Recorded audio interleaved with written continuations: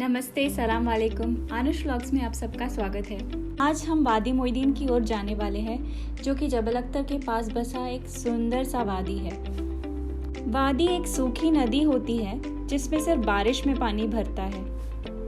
वादी मोइदीन बरकतल मूस में है और मस्कट से करीब 2 घंटे लग जाते हैं यहाँ पहुँचने के लिए। निज़वा से करीब 1 घंटे की दूरी पे है ये। जबल अख्तर की ओर जाने वाले रास्ते पर ही ये वादी का रास्ता भी आता है।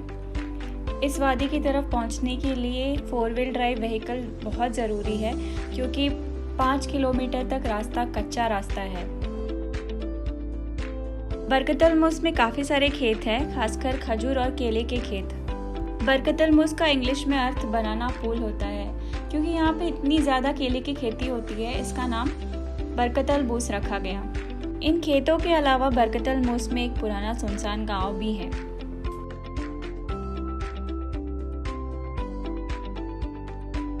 ये जो बिल्डिंग आप देख रहे हैं, इसे बैत अल रदीदा फोर्ट कहते हैं। इस फोर्ट को हाल ही में रिनोवेट किया गया था। इस फोर्ट के पास से ही कैनल गुजरती है, जिसमें पानी वादी मोइदीन से आता है और यहाँ से ये कैनल खेतों की ओर जाता है।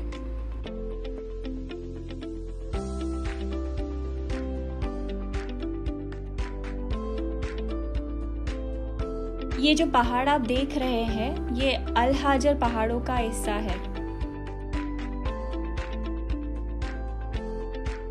वादी मोइदीन में आकर आप ट्रैकिंग, कैंपिंग, स्विमिंग ये सब कर सकते हैं।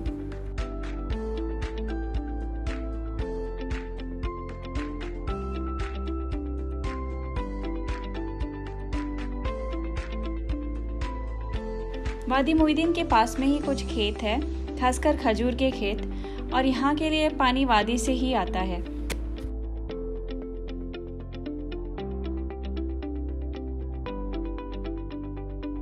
हमने गाड़ी यहाँ पार्क कर दी है। अब हम फलज पर चढ़कर वादी की ओर जाने वाले हैं। फलज यहाँ का एक पुराना कैनल सिस्टम है, जिसकी मदद से पानी खेतों में पहुँचाया जाता था।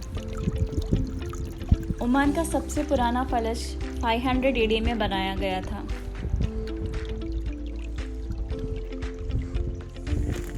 इन पहाड़ों के बीच में से इस फलज के पास से चलने का मज़ा ही कुछ और है।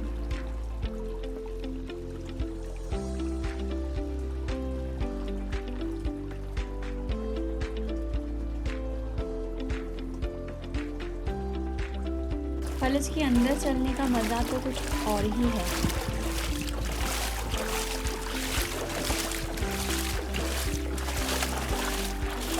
हमने रास्ते में कुछ ड्रैगन फ्लाइज और बकरियां देखी।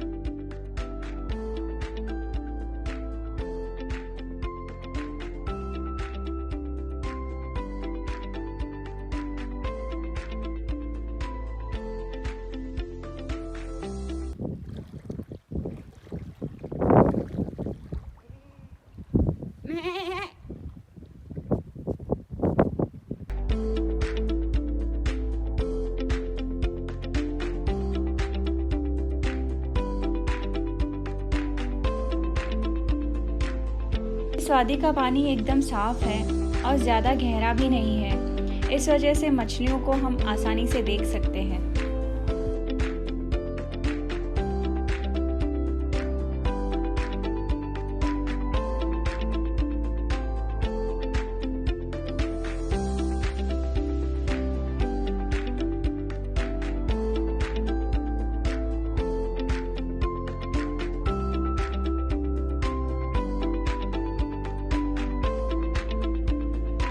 पानी की बहने की आवाज़ सुनकर ही मन शांत हो जाता है और कितनी ताज़गी महसूस होती है।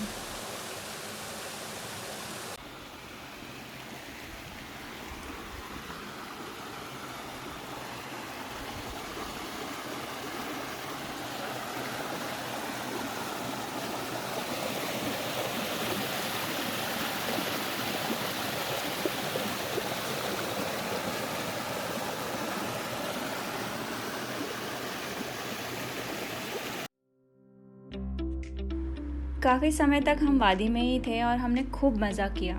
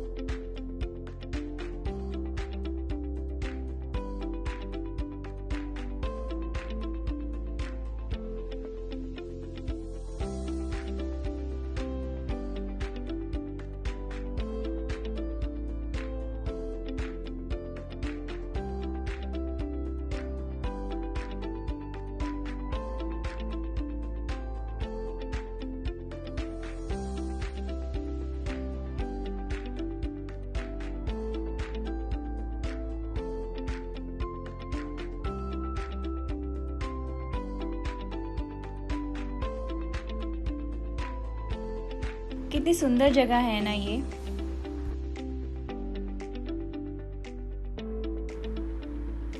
इस जगह की सुंदरता बरकरार रखने के लिए यहाँ डस्टबिन लगाए गए हैं, इसलिए प्लीज़ कचरा डस्टबिन में ही डालना, इस तरह फेंकना मत।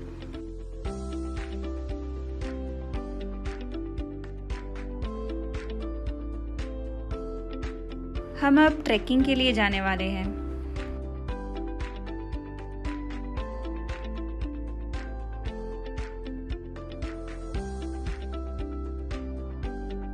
ऊपर की ओर जाते वक्त हमें वो जगह दिखी जहाँ से फलक शुरू होता है।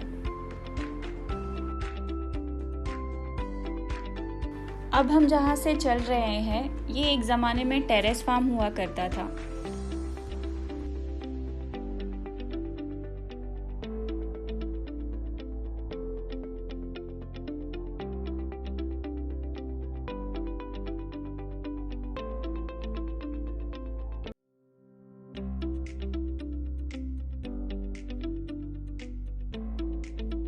पहाड़ को पत्थरों की मदद से अलग अलग हिस्सों में बांटकर इसमें खेती की जाती थी।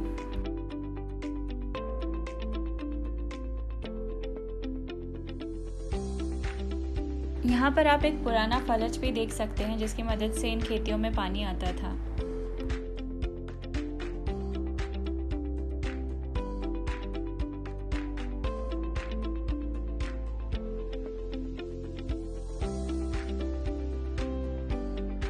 ये शायद एक पुराना वॉच टावर है जहाँ से शायद पुराने ज़माने में लोग जल स्तर का अंदाज़ा लगाया करते होंगे।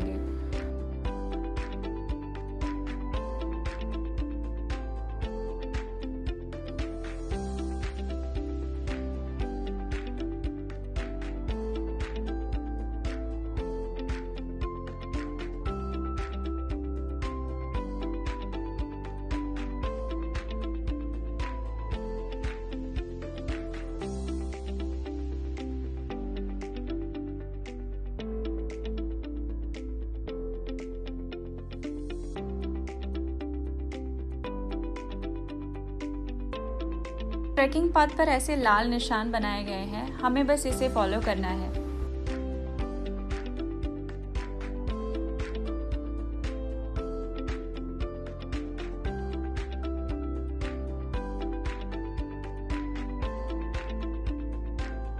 इस पेड़ के अंदर जब हमने पत्थर देखे तभी हमें अंदाजा हुआ कि वादी का पानी कितनी ऊंचाई से जाता है।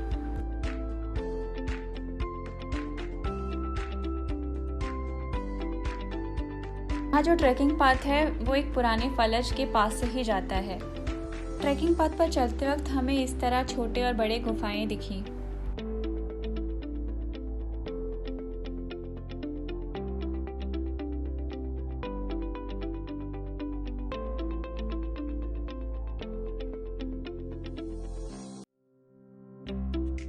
जैसे जैसे हम आगे बढ़ते हैं वैसे वैसे रास्ता भी खराब होता जाता है।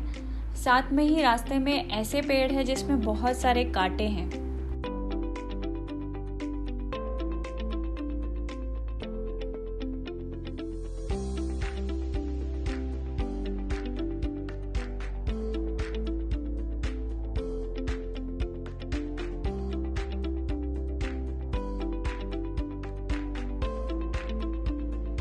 इस पहाड़ पर देखिए कितनी सारी गुफाएं हैं।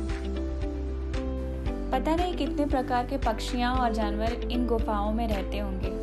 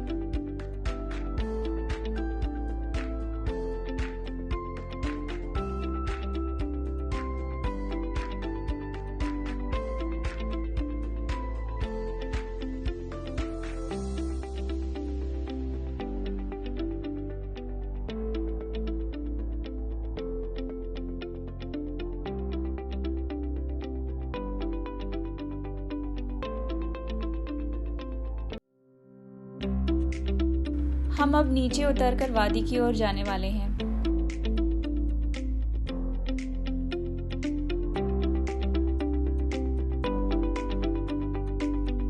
ट्रैकिंग कर लौटने के बाद वादी के इस ठंडे पानी में पैर डालकर बैठने का मज़ा ही कुछ और है। और इस तरह आपको यहाँ फ्री में फिश पेडिक्योर भी मिल जाएगा।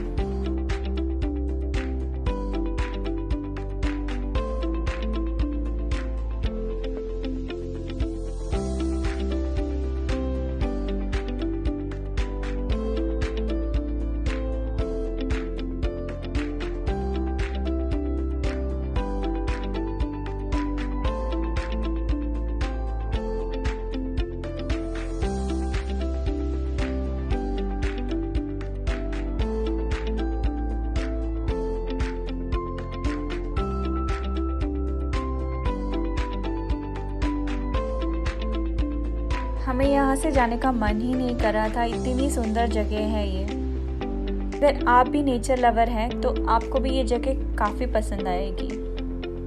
उम्मीद करते हैं आपको ये वीडियो अच्छा लगा। अगर आपको ये वीडियो अच्छा लगा तो प्लीज़ लाइक, शेयर और सब्सक्राइब कीजिए। Thank you so much.